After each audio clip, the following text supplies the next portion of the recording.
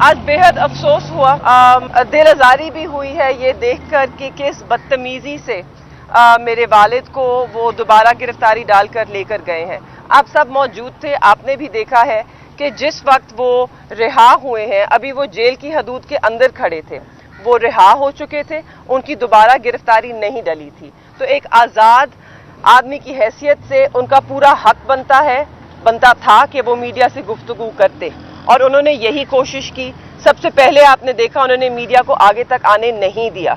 उसके बावजूद जब आप लोग पहुंचे, हम सब वहां पहुंचे, उन्होंने आप लोग सबसे बात करने की कोशिश की, और शुरू करने से पहले उन्होंने यही कहा कि ये ऑर्डर्स हैं, मुझे मालूम है ये मुझे दोबारा गिरफ्तार करेंगे और मुझे कोई गिला नहीं है, मैं इनके साथ ज़रूर जाऊंगा, मगर अभी मुझे हक बनता है कि मैं मीडिया से गुफ्तगू कर सकूं और अपना मौक़िफ़ पेश कर सकूं। वो कोशिश ही कर रहे थे ये सब बताने की कि ये सुप्रीम कोर्ट के जो ऑर्डर्स हैं उनकी नफ़ी करते हुए इन्होंने उनको एक और MPO 3 के तहत डिटेन किया है और दोबारा लेके जा रहे हैं।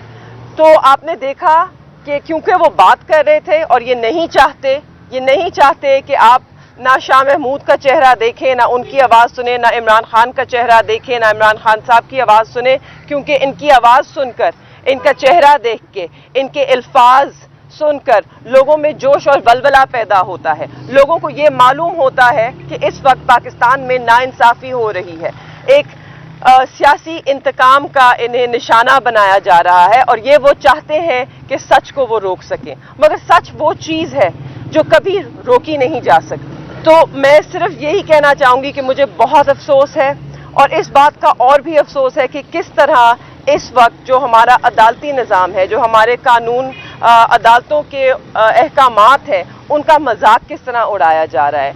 ये वही 3 MPO का ऑर्डर है जिसके अंदर उन्हें 9 मई के बाद 2 दफ़ा गिरफ्तार किया गया, और जब उनको रिहाई मिली इसलिए मिली थी कि हाई कोर्ट ने ये ऑर्डर दिया था कि दोबारा इस MPO के तहत इन केसेस में उन्हें गिरफ्तार ना किया जाए।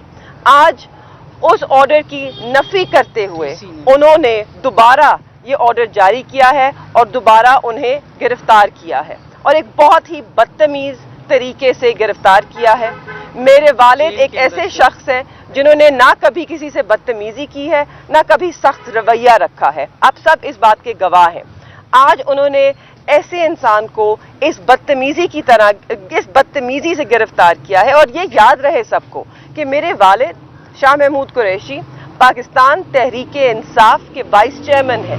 ये वो जमात है जो पाकिस्तान की सबसे बड़ी सियासी जमात है और दुनिया भर में 5वीं बड़ी सियासी जमात है। ये दुनिया की 5वीं बड़ी सियासी जमात है, और उसके वाइस चेयरमैन को एक जमहूरियत के अंदर जहां इलेक्शंस अनाउंस हो चुके हैं, जहां इलेक्शंस हो रहे हैं, वहां पर इस तरीके से गिरफ्तार किया गया है।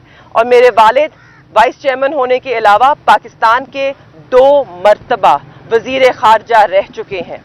क्या ये तरीका मुनासिब था?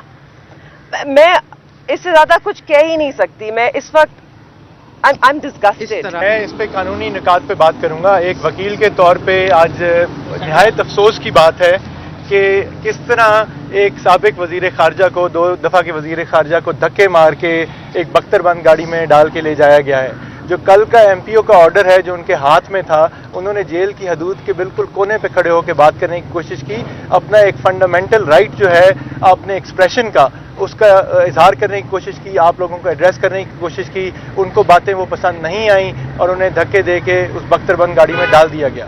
जो MPO का ऑर्डर है वो जिक्र करता है एक FIR नंबर 708 का पिंडी की आरे बाजार की, और उसमें लिखा हुआ है कि उनको उसके तहत गिरफ्तार किया गया था और जुडिशल लॉकअप में भेजा गया था। हमारी जहाँ तक मालूमात हैं, और हम शुरू से उनके साथ चल रहे हैं इस चीज़ में, उनको कभी किसी FIR के तहत गिरफ्तार नहीं किया गया था। तो वैसे ही उस MPO के ऑर्डर में गलत बयानी की गई है। अब जहाँ उनको लेके जाया गया है हमें इसका नहीं पता। अभी यहाँ पे साइफर ट्रायल की आपके पीछे अडियाला जेल के अंदर हेयरिंग है। हमें नहीं मालूम कि जज साहब पहुँच गए हैं कि नहीं, और क्या शाह महमूद कुरैशी साहब को अभी लाया जाएगा वापस यहाँ पे। हम ये सारे निकात उठाएंगे। जो MPO का ऑर्डर 9 मई के बाद DC रावलपिंडी ने जारी किया था, जिसके तहत शाह साहब पाबंद सलासिल हुए थे, उसका ऑर्डर हमने चैलेंज किया था रावलपिंडी बेंच के सामने। جسٹس عبدالعزیز صاحب نے بڑا مفصل اس کے اوپر آرڈر جاری کیا تھا، اور اس میں یہ بھی لکھا تھا کہ آپ جو گزرے ہوئے واقعات ہیں ان کے اوپر بار بار ایم پی اوز ایشو کر کے اسی معاملے کے اوپر آپ گرفتاری نہیں ڈال سکتے اور دوبارہ کسی ایم پی او کے تحت ان کو بند نہ کیا جائے۔ آج اسی ڈی سی راولپنڈی کے دفتر نے ایک اور ایم پی او 7 مہینے کے بعد جاری کر کے سابق وزیر خارجہ کو دوبارہ سے ڈیٹین کر دیا ہے۔ تو ظاہر ہے یہ چیزیں سب چیلنج ہوں گی، لیکن سوال تو یہ ہے کہ ہم یہ چیلنج کریں گے تو پھر کس فریولس کیس کے اندر یہ گرفتاری ڈالیں گے، اس کے بعد کس میں ڈالیں گے؟ یہ تو خواتین کو کوئٹہ تک، پشاور تک لے کے جا رہے ہیں۔ تو یہ افسوس کی بات ہے کہ سیاسی انتقامی کارروائیوں کی وجہ سے آئین و قانون کی بھی دھجیاں اڑائی جا رہی ہیں، اور ہم اس چیز کو مکمل پیسفل پرامن طریقے سے اپنی قانونی جدوجہد جاری رکھیں گے۔ میں صرف ایک چیز اس میں ایڈ کرنا چاہتی ہوں، سپریم کورٹ کا اگر آپ آرڈر پڑھیں اور اس میں جو جسٹس اطہر من اللہ کا نوٹ ہے، اگر آپ اس پہ ذرا اپنی نظر ڈالیں تو اس میں یہ صاف لکھا ہے کہ عمران خان، انہوں نے بری بھی اس لیے کیا ہے، عمران خان اور شاہ محمود قریشی کو اگر آپ جیل میں رکھیں گے تو آپ ایک شفاف انتخاب نہیں کرا سکتے۔ یہ جینیون الیکشنز کے لیے انہوں نے کہا ہے، اور ایک جینیون ڈیموکریسی کے لیے ان کا باہر ہونا ضروری ہے۔ تو اس وقت اس ملک میں نہ کہ صرف ایک ہائی کورٹ، مگر پاکستان کا جو سب سے اول کورٹ ہے، سپریم کورٹ آف پاکستان، ان کے جسٹس اطہر من اللہ کا لکھا ہوا لفظ، اس کی بھی یہ قدر نہیں کر رہے۔